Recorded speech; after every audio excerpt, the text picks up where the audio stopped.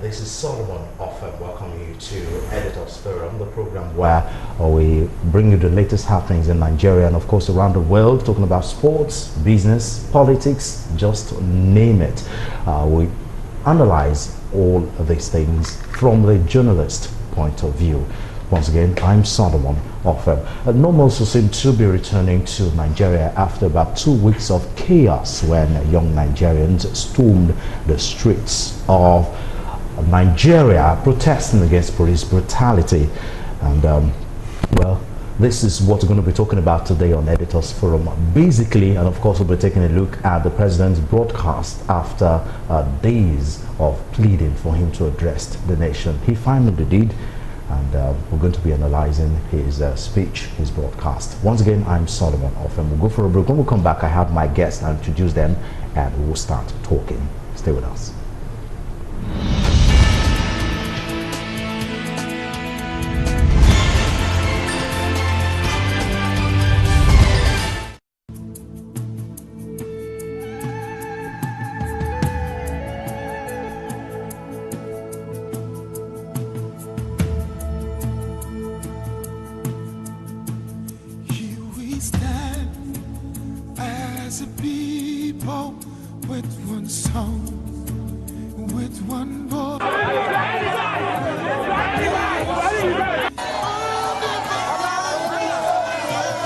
Has yielded to the demands of Nigerians, and the special anti-robbery squad has been scrapped.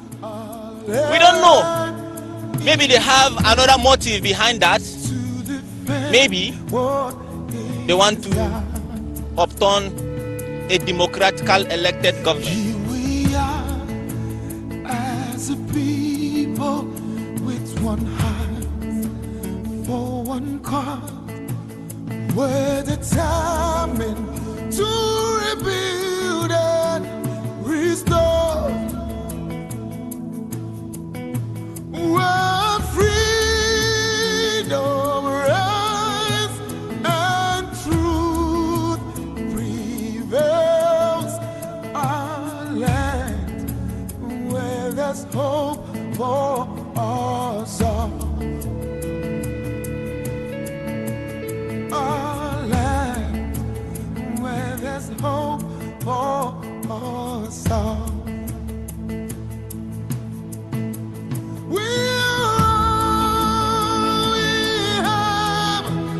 We'll defend our land. We believe in this nation, and we know we'll get there. We'll all we have. We'll defend our land.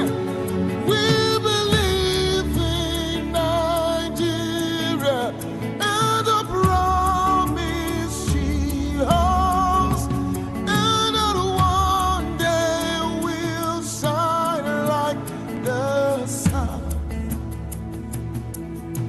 We're a great nation.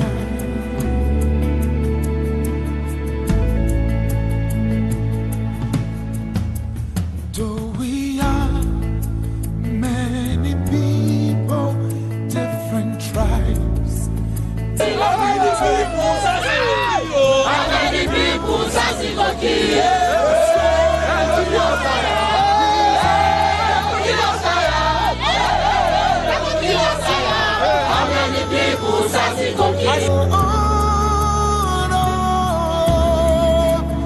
Our land and for generations to come, and for generations to come.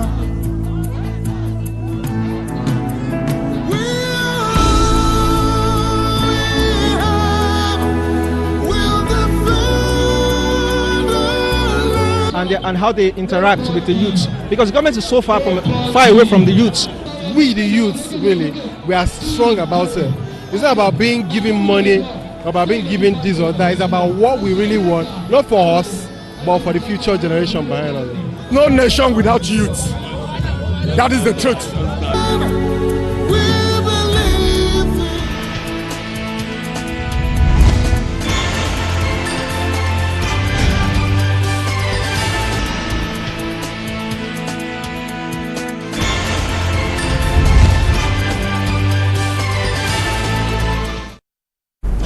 If you're just tuning in, this is Galaxy Television and the program is Editors Forum. Of course, no other thing to talk about today other than the End SARS and End Police Brutality protest, which happened, and of course the resultant effect. I have Inyangul Agaji in the house today. He's a broadcast journalist. Good to have you join us on the program today. Thank you very much. Thanks for having me. I also have a regular on the show when I was presenting this program a long time ago, what looks like 30 years now. I have a Yemi Saka in the house. He's a journalist and a public commentator. Good to have you again. This is the Yemi Saka. Oh, that's the Yemi Saka. Okay, I wanted to introduce Ayo Banje. I know you. Oh. Well, I'm a little rusty, but it's okay. I'll be back. It's the time. Okay, good to have you join us. Right to my far right. Yeah. And of course, in the middle of the park, I have Ayo Baji, a public affairs analyst. He's the person I wanted to say with I know, me so I together. don't think he's credit. Okay, good to have you again join us. A great pleasure. Yeah, like 30 something years ago. We're all still kids. Yeah. Okay, now, I don't know where to start. Let me start by asking a general question. Let me get your summation of this whole thing the past 2 weeks. Starting from you, sir.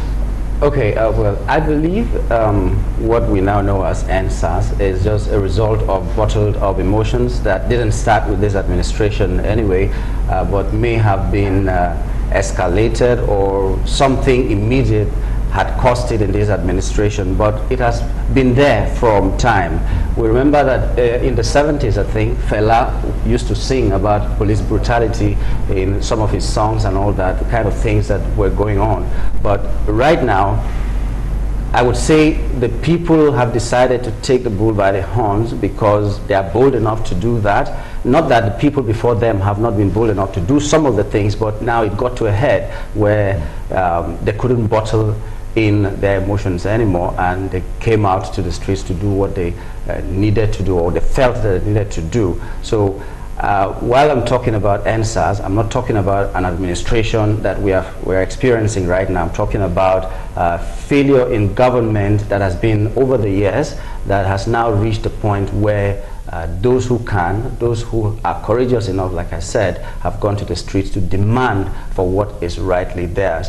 Like everybody in Nigeria has been saying, it's a legitimate demand to end SARS or to end police brutality, and some of the reforms that they have mentioned, because end SARS has metamorphosed into something else. It's not just SARS or police they're talking about other things that have gone wrong. Good governance generally. Yeah, things that should be put in place that have not been put in place over the years. So right now, while we're discussing this, we need to know that no matter what the outcome has become now, no matter what it has degenerated into now, there's some kind of win that we have had, because right now I think the leadership will know that the people have a voice, and it's either you let them or you give them the opportunity to let their feelings known in a very peaceful way, or sometimes it might result into a revolution that we are seeing right now. So while NSAS, or while some of the things that are happening here are regrettable,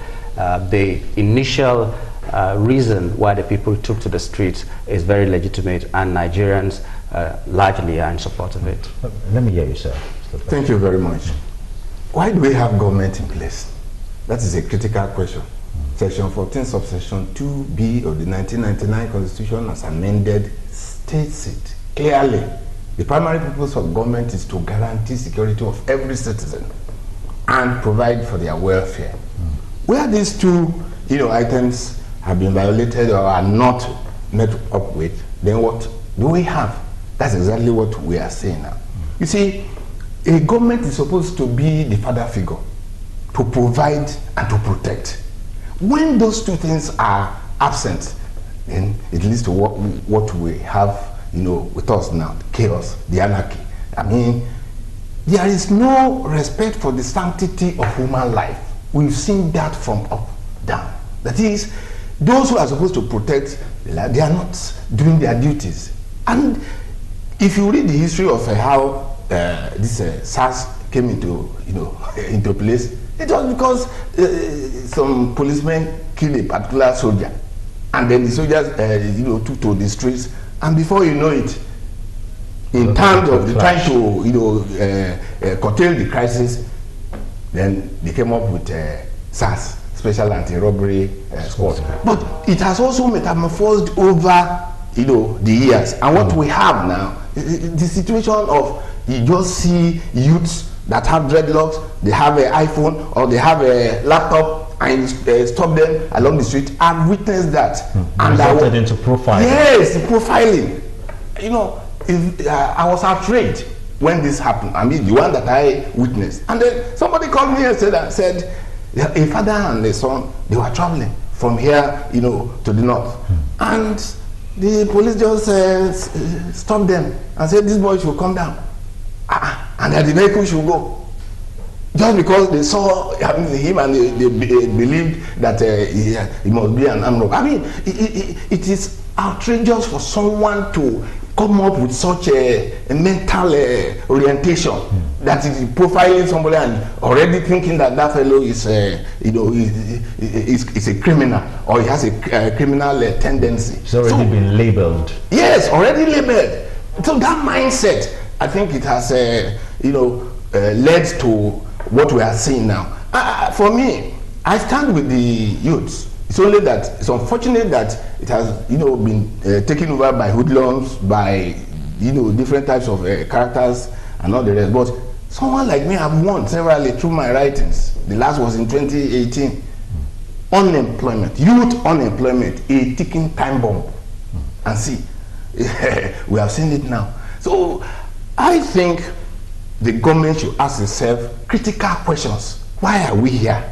What are our duties? Are we performing our duties? Are we protecting? Or what do we see? We see power for the self instead of for the state. We are finding it difficult to understand a set of leaders, even under a democratic dispensation, that cannot sacrifice the self for the state. They cannot sacrifice the self for the good of the people. Late President Musa Yar'Adua did mention it.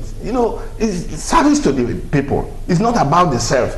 And we cannot continue like this. I mean, you can see one of the issues that has come to the public sphere now, the humongous pay package of the political office holders. I've written about this severally. How do we have in government people that, in the whole world, their salaries are, you cannot just quantify, and you ask yourself, what is it about governance that is it rocket science? We are clamoring that put these people on civil salary scale and no pension for them. Yes. Then those who are really ready to serve this country will come forward, and then they'll be there to do the right thing. Now, I want a situation whereby there will be a holistic look at what is happening. I listened to Mr. President, and I felt that there were some things on behalf of the Guild of the Public Affairs Analysts. Immediately, I set up more or less a press release that Mr. President will have used this as a golden opportunity to address some critical issues. Issues like, what is happening has shown us that the imperative of holistic restructuring of this country.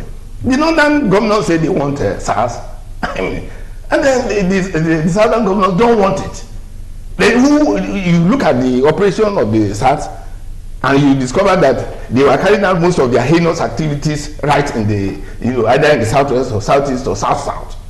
You see that. So when people are clamoring for restructuring, it is in the best interest of this country.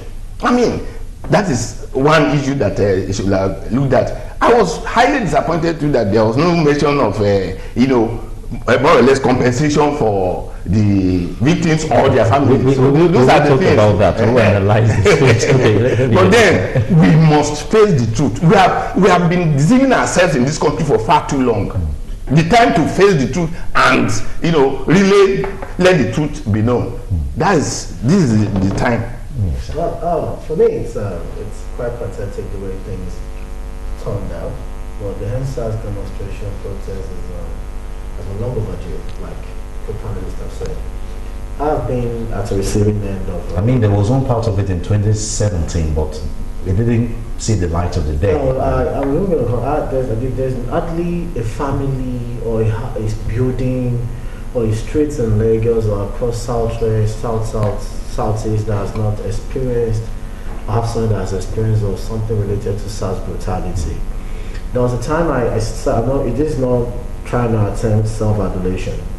I got to Yanakbaja one evening around 2013. There was mad traffic. I stepped into the middle into it with some last mile officials, and we're trying to control the traffic. And one man drove in their true insane self, reckless. Now I was like, "Why are you doing this?" The next thing the guy brought out his rifle with 3 magazines strapped around. I said I was going to waste time, nothing will happen, because I questioned him why it was disturbing or probably disrupting the effort trying to instill sanity into the chaos we found there.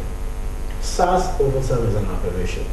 The Police Act that was just thrown out by the court, the section 34 to 37, never gave room for creation of SARS. So whether we like it or we've been operating an illegality for so long. And the call from SARS, end SARS and reform the police was a good one, was a patriotic one. And I guess some people, and like he said, I think it's time for us to restructure, because even in our call for end SARS and the protest that was ongoing, we saw a restructured protest going on. While we were saying we wanted them to end SARS in southern Nigeria, the northern Nigeria were saying that was when they woke up, then they stopped, sorry for my church, because they said they woke up from being a little bit pissed to being pissed and demanding for end to banditry and kidnapping and what's happening. Now, it brings us back to why we're here. The political class saw it as a threat to their dominance, whether they're like, I will say this, and I think this was the first time in a very long while in the history of Nigeria, maybe before independence, where you had the youngs or the younger version of Awolowo and now moving the motion for independence. This was the first time in the history of Nigeria that the youth, the most vital, the largest demographic in our population were united on a cause. And they knew what that was going to snowball into. It was going to be a movement. Not that they were going to form a political party, not that they were going to start sponsoring candidates. But I mean, most of them aren't even politicians. They hold on to power, relevance, and political investment, and dynasty and what was threatened and got us to where we are. But for me, whether we like it or not, we will still come back to this NSAS. As long as I saw a thread on Twitter yesterday, when the guys alleged that SARS operatives arrested somebody that even showed them a valid ID card he had a medical emergency to attend to. They arrested him. They removed the license plate of his vehicle, planted a pistol in his car, and said he was one of those people that went to attack, vandalize the Palace of Oba of Lagos. It's on Twitter. And this is a SARS that the IGP has said has been disbanded. This is a SARS that Vice President Yemi Osinbajo, will come to that later, has been disbanded, because sometimes these people play with our intelligence. 3 days ago, I saw a statement released by, he called himself Yemi Osinbajo. Not Vice President Yemi Osinbajo. I'm like wondering, why are you trying to insult my intelligence? So are you Yemi Osinbajo now, not Vice President Yemi Osinbajo? So when you look at the pronouncements of government over time, like he said, it's been a problem with us over the years. Police recruitment has been faulty. I listened to the former chair of Nigerian Human Rights Commission, Professor Chidi Odinkalu. He said there have been series and lots of police reforms committee that has been set up to reform the police. He cited the same thing that was in the MD Yusuf's report, and was also in Osanyade's report, that the recruitment process of the police is so bad that the police has ended up with an undesirable workforce. Whether we like it or not, we have criminals on the force. A senator said it on the floor of the Senate. I grew up in an area. There was a guy that was so notorious everywhere. They called the place. He carved the colony for himself in a secondary school, Apostolic Church Grammar School, popularly known as Apollo. 10-15 years later, when I saw the guy, I saw him in a mobile police uniform as a Mopo officer. How did he get something to the force? When we're calling for this, and you know the good thing, and the sad thing where they're missing is this: if you don't reform the police, you can't guarantee public safety. As long as there's no public safety, there's going to be saboteurs and threats to your sovereignty from internal aggressors. And whether you like it or not, you're toying with your sovereignty. So if you don't reform the police, and the police should, there's corruption everywhere. There's police brutality everywhere. There are bad cops, bad police officers everywhere. My father tells me, God should rest his soul, that corruption is a bad word. And you have the word bad and good is an English word. That means an Englishman is even bad and an Englishman is corrupt. So I'm not saying we want 100% holistic, good police force. No matter, in every church there's always a Judas. So do the math. But in this case, when you have 11 Judas, there's no Peter, there's no 11 Judas. You have 12 bad disciples. Okay, now, why the huge question now? Why this generation of youths? Because now there have been several theories floating around that the past generation seem to be probably because of over the years of military rule, they've developed thick skin. So when we're now having a bad civilian rule, well, a bad civilian rule is way better than military rule. So they seem to have developed this thick skin. So they've gotten used to bad leadership, which this generation of youths don't have, not gotten used to. I disagree. Now, Exactly. Okay. Now, so it's as if the older generations were just okay with it, and there's another angle of it. Well, the older generation used to praying. I mean, you hardly go to any church or mosque where they don't have a segment on the Friday Jumat prayer or the Sunday meeting where they don't pray for Nigeria. So they're just contented with praying for Nigeria and no action. I wouldn't say so. First of all, the people who fought for the independence of Nigeria, how old were they? They were youths. When Gowon became the head of state of Nigeria, how old was he? About 35? No, it was only 29. 29. He was a youth. So you see that over time, youths have been doing what they can do, granted what is available to them at that time. What happened after that is the question now. I mean, after the independence, what happened to the generation after the Awolowo generation and the... I wouldn't say there's a generation that has not fought, maybe not gone to the streets the way this one has gone, but this one has an advantage because they also have the internet, which further connects them. NSAS, by the way, started on the internet, on Twitter and all that, so it united them. The older generation didn't have that. So, and of course, they're used to Hollywood movies where they see how it happens better in some other country. Or not. Everything is a phone call away now. It's a tweet away now.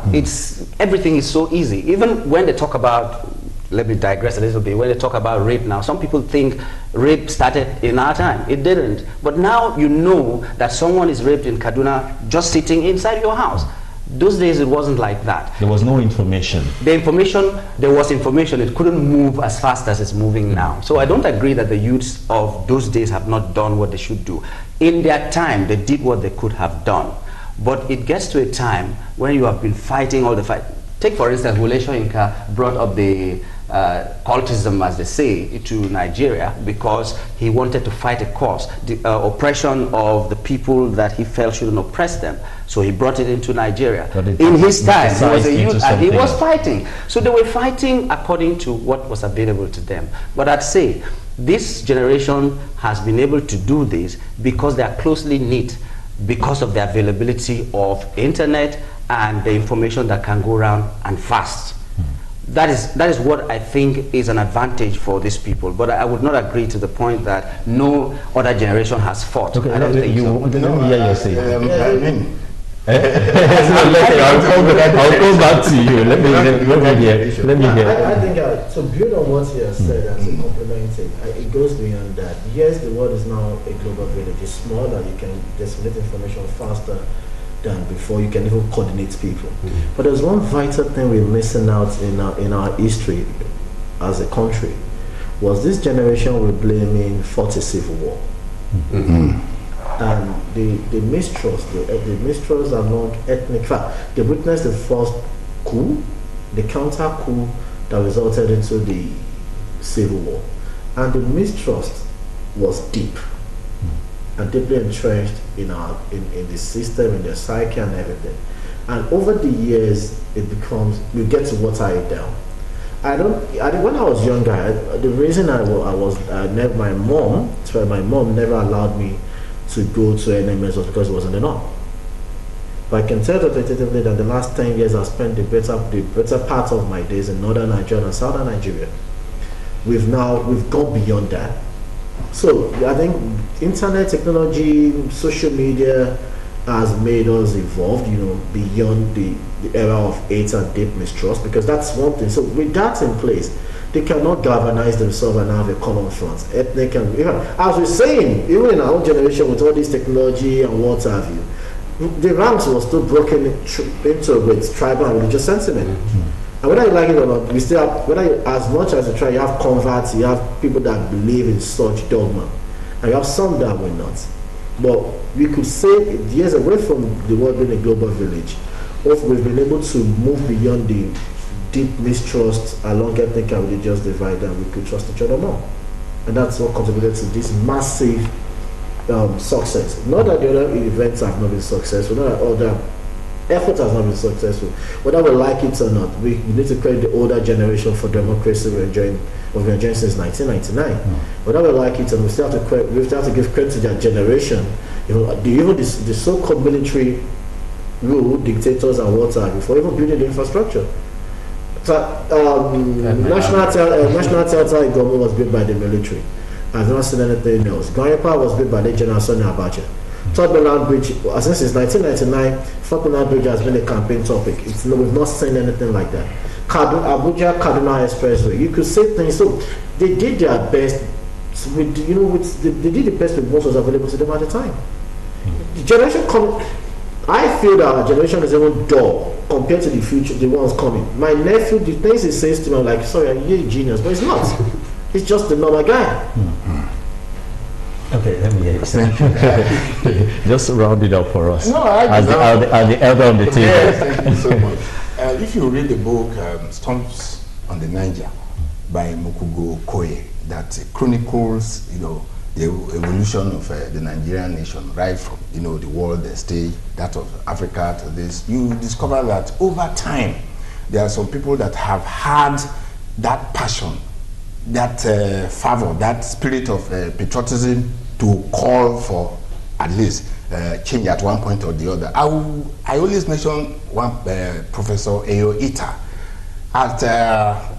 He was a professor of philosophy and education in 1933. He returned to this country, and he was the one who founded Nigerian Youth Movement.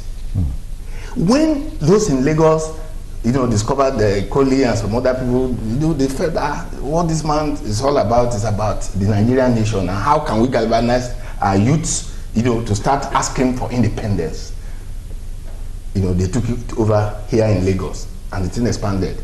As at 1947, when Zik, who was then in Ghana, learned about, the movement, he had to relocate from Ghana to Nigeria, and with time, Zikism started.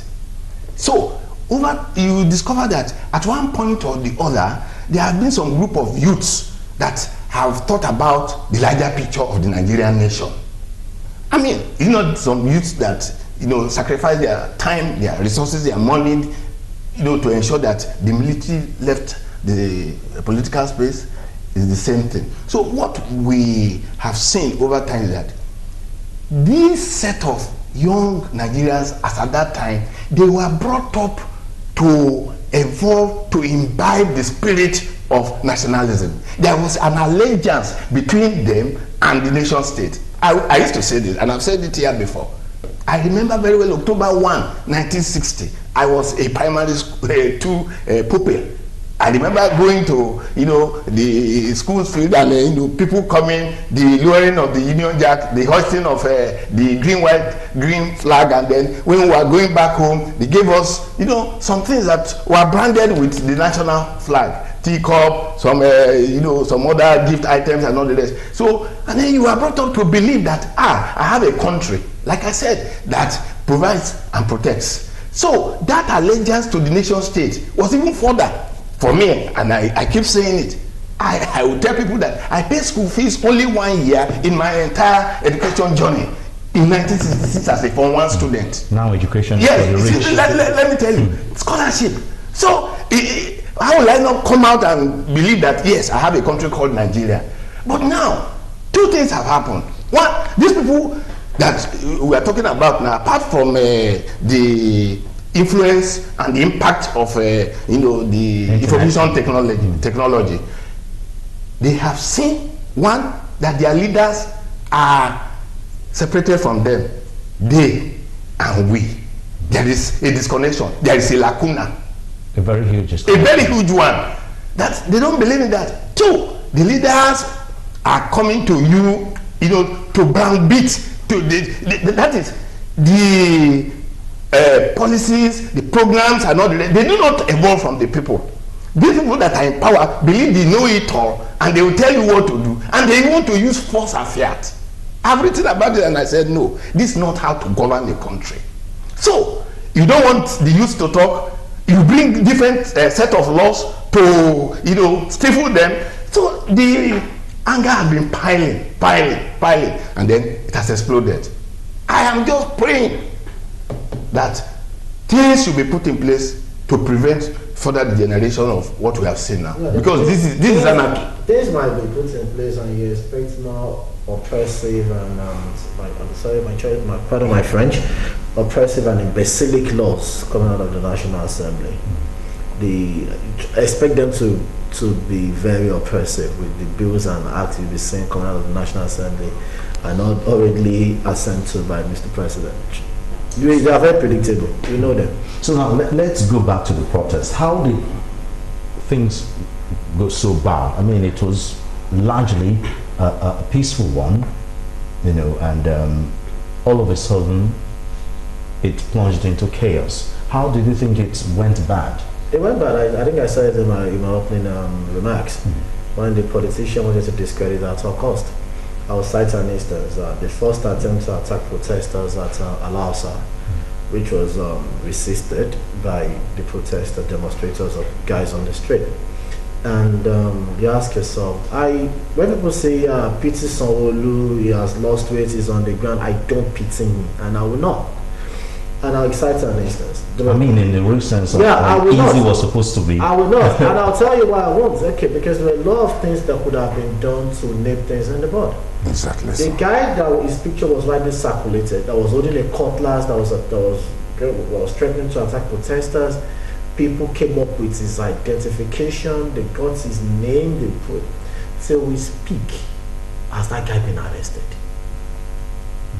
A bus, this new BLT corridor that goes in from Alausa, the new buses, was allegedly conveyed those guys to Alausa. They gave the quota, people came up with the number of the bus and everything. Did we hear anything from Lagos State government about it? And they could look at another criminal negligence of the police. In fact, I've said it publicly. I said when dust is settled, I think it's time for Lagos State government to sue the Nigerian police force, the IGP, the Nigerian police, the Lagos State command, and the CP for criminal negligence. So when it was a desperation, because they didn't see it as a call to service, to jolt them into taking action, some drastic decisions, not drastic, some. I mean, as far as most of them are concerned, the protest is against them. No, because some people, they felt the protest was against President Muhammadu Buhari. Exactly, and that's very, very bad aspect of it. It's annoying. Let me give you an instance. As much as we criticize the police and everything, yes, I'm not blaming Nigerians, and I will not sit here and blame Nigerians. But Nigerians too grew up with a covert police system, where police officer will arrest you for violating traffic rule. And instead of you thinking of calling your lawyer you probably won't think of calling one honorable, one councillor. Or maybe another senior police friend. Another senior police friend that you have. But when you get to reform the police, the corporal on the street, the sergeant on the street, the inspector on the street will probably do his job, and the police doing his job with no interference.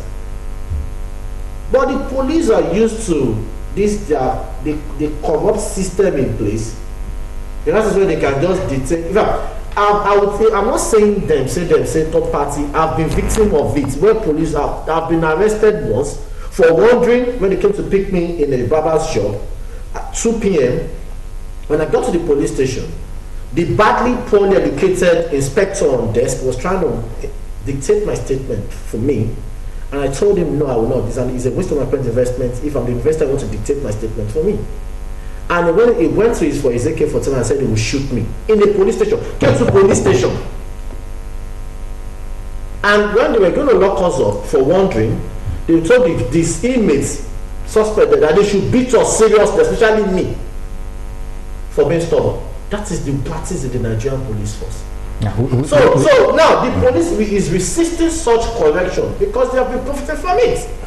Now we will have time to talk about the police. Now, well, the allegation that those thugs were hired by the government looks like you're on the side of it. Do you? I won't say government, but I would say political exposed persons. Well, but they are part of the government. We don't have to sugarcoat it. They are politically exposed persons where the relevance and patronage is either with government or somebody in government. But it's not rocket science, like Fashiola used to say. It's not Fashiola says it's not rocket science when it was in opposition. But now as in government, it's now rocket science. The thing is, whether directly or indirectly that these people were hired by politicians, it's not a question. These people are the people that we are accusing, for instance, are the people that made these boys, like one of the musicians sang, the monsters you made. Exactly. These are the monsters that came out. Whether the government or the politicians sent them or not, they were emboldened by the affiliation that they have with these people that we're talking about. These people are just a call away from the persons that matter in our society, so they can do whatever they want to do. Like he asked, have you seen anybody indicted? Have you seen anybody arrested? Have you seen anybody prosecuted? It's just now that this thing has degenerated, that we've seen that Lagos State government has been prosecuting some policemen who were involved in this or that. You know, that's history. What about what happened now? These boys are on the streets, and these politicians know them, whether we like it or not. They know them. Now let's talk about. I want to say something about that. Okay. Yes. Now it's all related. Now let's talk about the Lekki shooting by the army, or folks disguising as army. I mean, it's all a bit confusing. What do you think? Because a lot of eyewitnesses have said they're army because, of course, they're wearing the army uniform, the army camouflage, and the army people have come out to say it is not them. And there seems to be like a middle consensus that, okay, if they're not army, the government must have, hired these thugs and dressed them in army uniforms. Let me say this, and I did mention this, few minutes ago.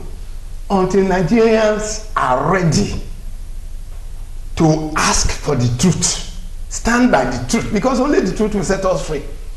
See, these were young protesters demanding for their constitutional rights.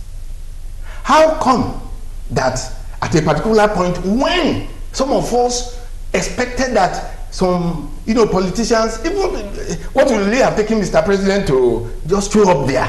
In some other countries, a president that is pro-people will just appear and say, young boys, what do you really want? I have told you that I'm going to disband these SARS. Believe us, trust in us. Do you get what I'm saying? That aspect of the trust, because in every relationship, the element of trust is the key. Is the key element. Now, what we have seen is that some people were not comfortable with it for one political ambition or the other. And then you ask yourself, who is the commander-in-chief of the armed forces? Who will, and who are those that, when you look at the architecture, the security architecture, have the power, have the authority to say the soldiers, I mean, should go out there and this thing. Now there's a controversy. The Lagos state government insists that it is the military that carried out that, killings. And if you read one of the papers this morning, retired military men in their own group have come up to that it is the military that carried out that, attack. Very innocent. Right. The military. So, I mean, that is the question we all should ask. And we are saying that at the end of the day, those who instigated it, whoever gave the command, those soldiers that were sent, and whatever things that were carried out, we should know the truth. DJ Switch, for instance, has given out a lot of relevant information with regards to this. That about 15 people were killed, but the mistake that they made at that time was that most of these people that were killed were carried, I mean, their dead bodies were carried by the same soldiers and taken away. So the video they have brought up, they are now saying that they were photoshopped or manipulated. So what is really, I mean, two things have come out from here. We have scarce regard for the sanctity and sacredness of human life here in Nigeria. It is God for us, everybody for himself. Then we have a situation on ground whereby you cannot come out to say the truth, which means let me tell you, if that suggestion I made that one very influential politician should have come up or come out to meet with these young people, then it will not have degenerated into this level. So what we are asking for now is that, because people are saying peace, we want peace. Yes, we need peace. But there is no peace without what? Justice. Then here is, you have a country where there is what? Impunity, crass impunity of the highest order. There is one of my essays I asked, some 5 years ago. Is impunity our middle name? People do the wrong thing, and then you slap them on the wrist and you say, go and see no more. I'm one of those, concerned Nigerians that I have cried out severally that you must never give amnesty to terrorists, to killers. Because what lesson are you giving out? It's like you are the father of you are a family, you are the head of the family. There's a very stubborn child of yours, he's doing the wrong thing and you keep, pampering him. Then the others, we are human beings. They will learn. They will now say, okay, if you are covering the ears of this fellow, then we too can do the same. Okay. You use our own government money to, more or less feed and even educate those who have killed, and because they say they are repentant. Repentant what? See, in government, you have, like my song said, you should be ruthless with those who are ruthless, and you should be, mild with those who are, law-abiding. Thuggery has become a very lucrative business in Nigeria, and it is made so by the people who are governing us. We know this. But from what he has said, there's another question that comes out from the Lekki shooting. There was a curfew that was supposed to start at 4. After consultation, according to the governor, he now moved it to 10. Which means the police, the army, and whoever was supposed to be there to make sure there was law and order was already on ground and standing by. According to the governor, he said they shouldn't harass anybody until it is like 10, 11 in the night. But the shooting started at 7. Where were those security agents? Where were there that was supposed to be on standby when other people who were not army were shooting innocent people? That is the question they cannot answer.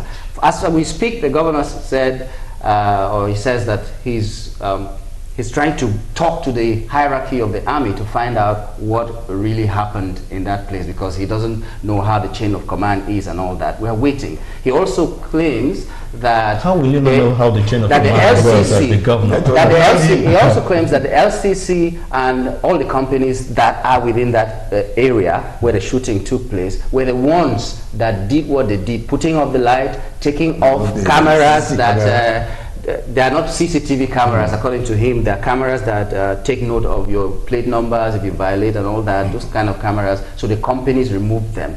Now, what is the connection between a peaceful protest and you switching off the lights because you know that because of a curfew you will not be in that place? Do you need to be there to advertise what you are doing? So there are so many questions that are coming. Yeah, I mean, there's so many things to talk about and so many layers to all of it, but we just have a 1 hour program. So if you just tune into the spectrum on Galaxy Television, let's watch the president's broadcast. We'll be right back. So-called protesters have invaded an international airport and in the process disrupted the travel plans of fellow Nigerians and our visitors. All this executed in the name of the End SARS protests. I am indeed deeply pained that innocent lives have been lost. These tragedies are uncalled for and unnecessary. Certainly, there is no way whatsoever to connect these bad acts to legitimate expression of grievance of the youth of our country. The spreading of deliberate falsehood and misinformation through the social media in particular, that this government is oblivious to the pains and plight of the citizens is a ploy to mislead the unwary within and outside Nigeria into unfair judgment and disruptive behavior.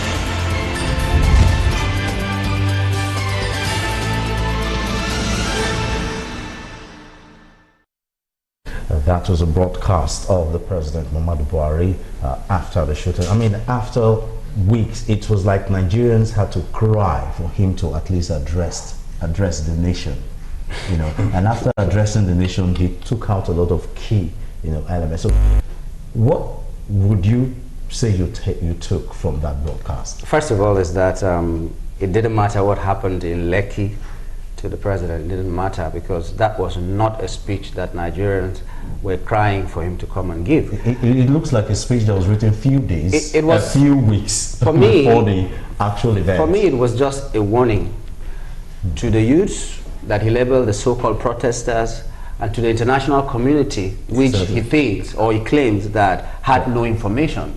Before this shooting, the American embassy closed down. They had intelligence information. We don't know how that happened, but they closed down.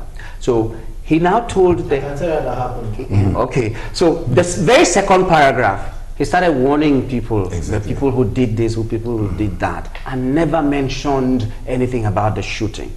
Even though the spokesman, Femi Adesina, has come out to say that this thing, he couldn't have said it because they were still investigating, but he was bold enough to say his heart goes out to the fallen heroes, the police that lost their life in the process. So he was able to know that the police lost their lives, but the ordinary citizen didn't lose their life. They needed to investigate before that time. It was a disappointing speech as far as I'm concerned, and it didn't show any empathy, it didn't show any concern for the life of the youths, and he just wanted to tell them, like the Nigerian factor has become now, do you know who is boss? Yeah. You know who I be? That's what the speech was, as far as I'm concerned. I don't know what any other person heard, but I thought I wasted 12 minutes. Thank you very much. In fact, I responded immediately.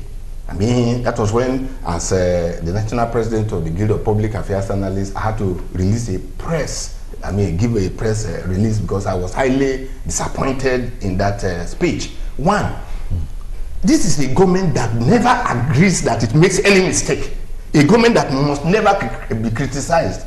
I mean, is the government there for those just there in power, or is the government there for the people?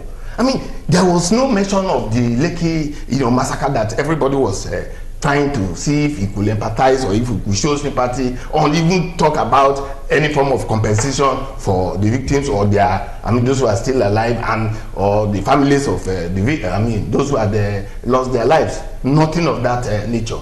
And one felt that this would have been a golden opportunity. For instance, instead of reeling out so many things that they have done, I mean, for the youth, if those programs and policies that you have enunciated, that you are praising yourself for, your administration for, if they had worked very well, will the youth be out there on the street revolting or protesting? No, it wouldn't have happened. It has just shown that your policies have not made the desired impact. And you should have used that opportunity to admit that, oh, my government came up with social programs, but we have now realized from your grievances and your protests that they've not made enough impact. We are going to retool, we are going to think outside the box and do something new. So that one, he missed that opportunity again. See, we are in a democratic dispensation. We are not under a military rule. I'll tell you, about 700 BC, in Greece, ancient Greece, between Athens and Sparta, there were two forms of training of the young ones. While the Athenians were open and they were giving out, knowledge, opening the minds of the youths, the Spartans were training their own, youths in a military form. What happened? At the end of the day, democracy, came from Athens and never from Sparta. So, what type of youth are we preparing for the future with such a mindset that we have from our leaders that never make mistakes, our leaders that must not be corrected, our leaders that don't, carry out policies and programs from the wishes of the people, from the dreams and the aspirations of the people, but from their own mindset. We can't continue like this. Now, aren't there supposed to be like a press corps rather, to help with speeches, like this? I mean, it must have gone through a process. Definitely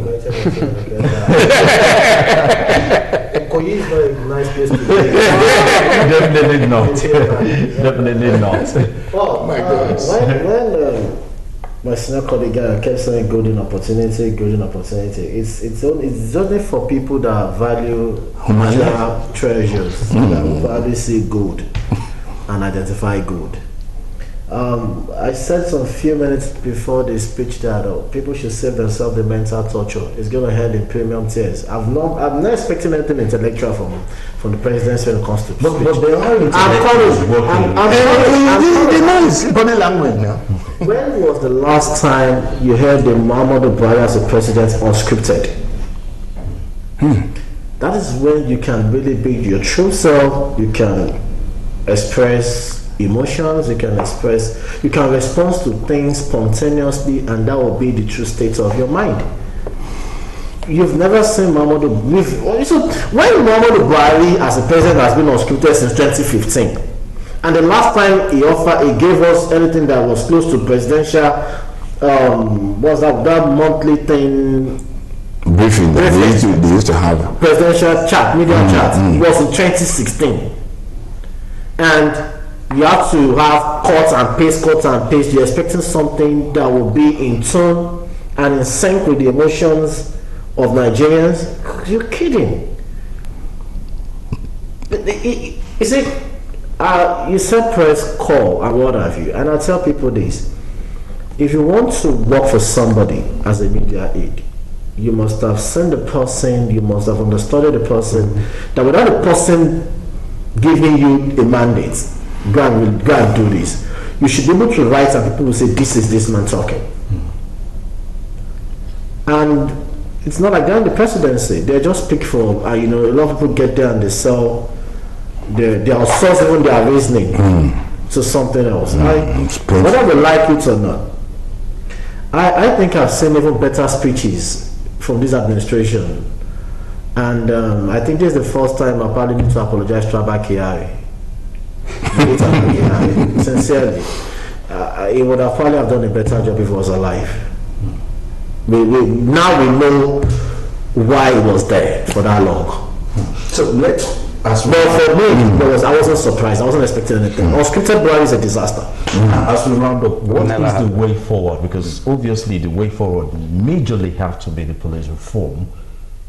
The way forward is the way forward. Yes, they might want to disagree with the speech or the pronouncement of the president.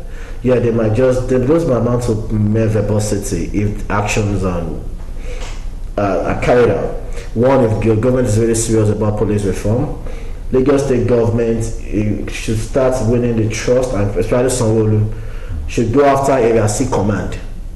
I will pick Area C Command. We saw a picture of a lady that was brutalized, dehumanized. She was peacefully protesting. Lagos State government must start with that.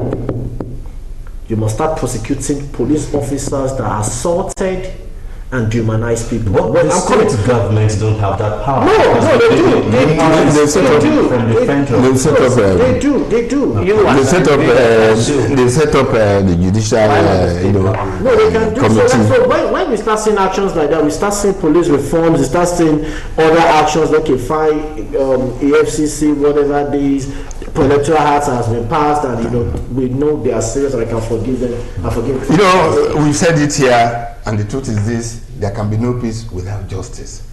Those who have done the wrong, who have been identified as, involved in any form of, inhuman activities, those that have been involved in killing, in maiming, and they should be brought to speedy justice. Okay, finally. Okay, let's just give the government the benefit of the doubt. They have set up a panel, and they'll be sitting there asking for memoranda of. How long will this whatever papers? They're starting on Monday. So if you have any evidence, anything that you think should further the cause that we're fighting for right now, should be sent to that place, and let's give them some time and see how it goes. With evidence. Evidence. I mean, there are evidence everywhere. Yeah. But unfortunately, this is where we're going to draw the curtain for this week's edition of Editors Forum. And there are so many things to talk about. There's several layers to this protest that we discussed. But I mean, fortunately, time is very short when you're having fun or we're discussing. We will. Okay. Thank you so much. Thank you so much for being part of the program today. Thank you so much, Mr. Iyam Golagade. Thank you for your time. Mr. Ayo Bade, thank you so much for coming. And of course, Mr. Yemi Saka, thank you so much for your time. Until next week Saturday, we'll come your way again, 1 p.m. on Galaxy Television. I mean yours sincerely, Solomon of Have a beautiful Saturday.